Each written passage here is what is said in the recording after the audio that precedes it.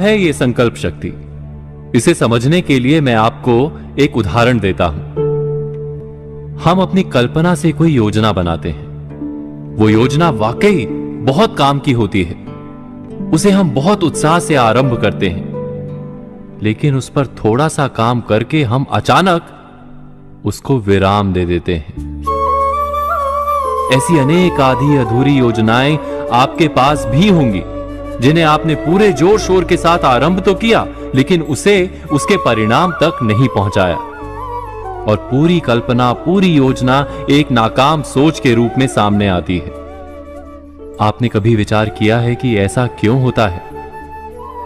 ऐसा मात्र कार्य में संकल्प शक्ति के अभाव के कारण होता है। हम कार्य आरंभ करते समय अपनी संकल्प शक्ति पर विचार नहीं करते। भावुकता के साथ काम का आरंभ तो कर लेते हैं, लेकिन उसको निरंतर संचालित करने की क्षमता पर विचार नहीं करते। यही नहीं, हम उस काम में अपनी रुचि, दक्षता और कौशल्य पर भी विचार नहीं करते।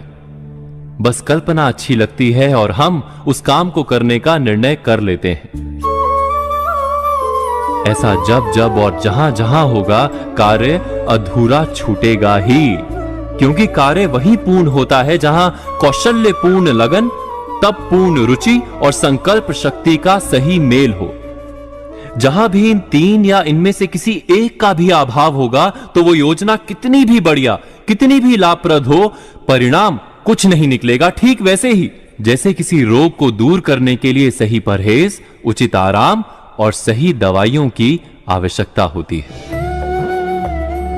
आगे से किसी भी कार्य के आरंभ के पहले अपनी संकल्प शक्ति, लगन और रुचि पर अवश्य विचार कीजिएगा। आप निश्चय ही हर काम में सफल होंगे। आधी अधूरी योजनाएं कभी आपके हिस्से में नहीं आएंगी। इस मंत्र को आजमाइएगा जरूर।